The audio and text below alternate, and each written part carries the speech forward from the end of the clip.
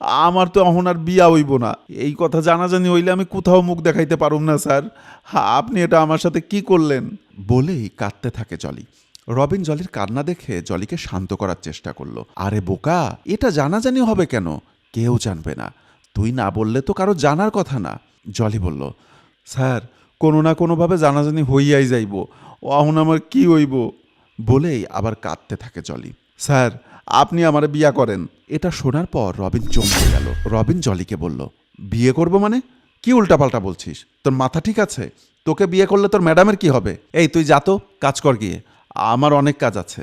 না, আপনার কোনো কথাই আমি শুনুম না। আমারে আপনার বিয়া করতে হইব। কিন্তু রবিন জলির কোনো কথা শুনল না। রবিন সেখান থেকে উঠে গেল। এর কয়েকদিন পর জলি রবিনের ঘরে চা দিতে এসে দেখে রবিন ঘুমোচ্ছে। এই সুযোগে জলি বুকের কাপড় সরিয়ে রবিনের পাশে শুয়ে কয়েকটা ছবি তুলে নিল। এর মধ্যে রবিনের ঘুম ভেঙে গেল। তখন রবিন বলল, আরে এসব কি করছিস? সর এখান থেকে বলছি। তখন জলি বলল, আপনি বললেই তো আর আমি সরতে পারি না স্যার।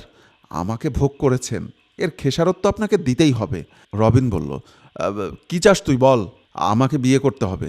রবিন তখন বিরক্ত হয়ে বলল, আরে তোকে কতবার বলবো যে তোকে বিয়ে করলে তোর ম্যাডামের কি হবে? জলি বলল, স্যার আমারে বিয়া কইরা আপনি অন্য কোথাও রাইখেন, এইটা ম্যাডাম জানতে পারবো না। আর না হয় আমারে 10 লাখ টাকা দিবেন।